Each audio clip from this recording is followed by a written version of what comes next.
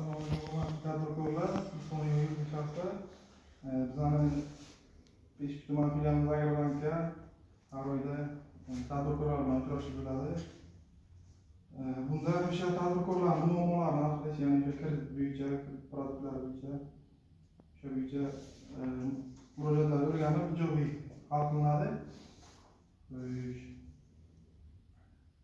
Bizga uch xil turdagi kreditimiz bor, mahallalar yo'nalishi bo'yicha. Bunga 312 ming so'mlik qaror Prezidentning 2024-yil 7-sentyabrda tasdiqlangan qaror bo'yicha 100 million so'mgacha kredit ajratiladi. Bu sug'urta bilan, ya'ni 300 million so'mgacha garov bilan ajratiladi.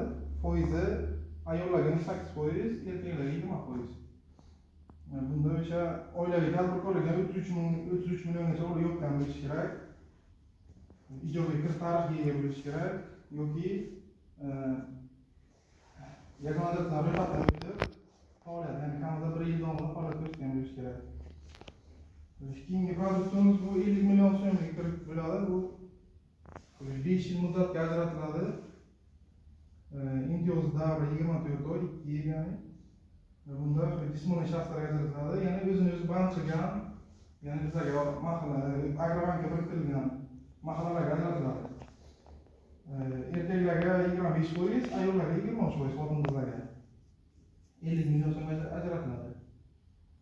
Bundan keyingisi 17 million so'mlik kreditimiz bor. 17 million so'mlik kredit ham o'zini o'zi band qilgan jismoniy shaxslarga ajratiladi.